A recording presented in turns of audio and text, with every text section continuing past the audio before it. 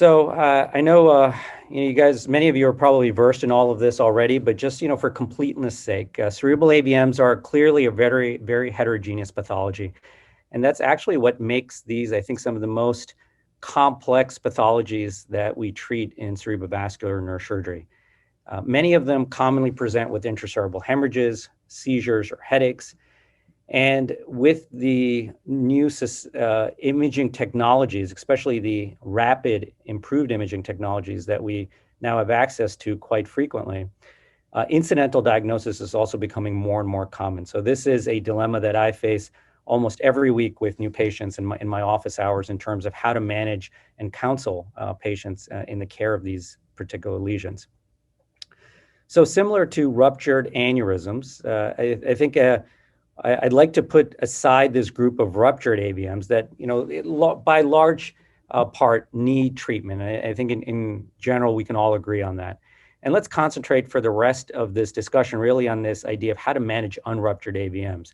Because to manage these, I think effectively, safely, you have to be very thoughtful about balancing the natural history of the disease, which we'll talk about, against some of the treatment risks that I know you've spoken about, and I'll try to tie these together. So as far as epidemiology and biology, incidental AVMs are detected on MR, and it's been well studied in terms of the rates of detection and the total prevalence in our population. And undoubtedly, they're the leading cause of intracerebral hemorrhage in young adults and children. But they can really present at a variety of different ages, with the mean age of presentation being in the 30s and 40s. So although AVM ruptures do have a better outcome than other causes of intracerebral hemorrhage, such as aneurysms, for example, the mortality rate still can be upwards of about 3% per year. And there's been a significant advance in our knowledge of genetics and cellular factors affecting rupture over the last decade or so. So our understanding of these lesions certainly has improved, but there's still a lot of nuances that are important to understand. So, as far as the pathophysiology and angioarchitecture of what an AVM looks like, I suspect you guys have probably reviewed the idea that on the left here you have, these two very nice cartoons that demonstrate, firstly on the left, that this is a normal tissue bed where you have arteries that then break up into arterioles, and then a robust capillary bed, which then goes into venules and veins, returning blood to the heart. And at the capillary level, you clearly have brain parenchyma, which results in resistance of blood flow through the vessel.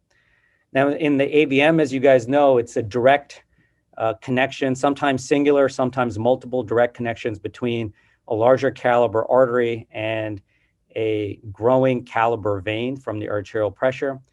And because there isn't that robust capillary bed in between, you now have a low resistance, high flow system that the veins certainly cannot accommodate the arterial pressure that they are subject to.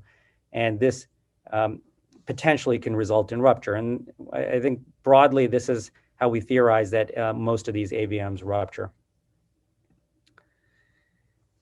And another cartoon, again, demonstrating that, the most significant part of the AVM, and hopefully you can see my arrow here, the part that we talk about very clearly is the nidus, but we also need to consider the arteries that are going into it, so the arterial feeders, and then the veins that are coming out of it.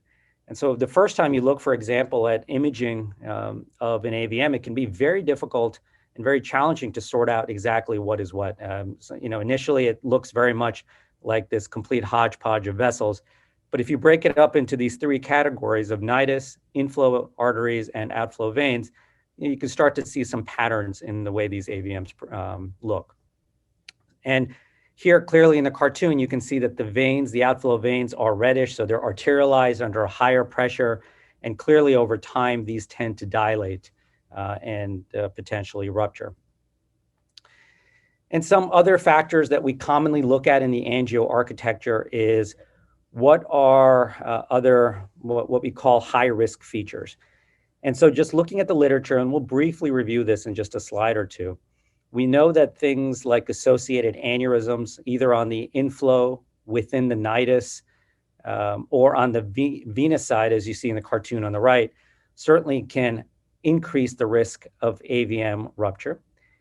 And then the actual architecture of the veins themselves certainly can also contribute to it. So I think these are two angiograms that demonstrate the idea of these high-risk features.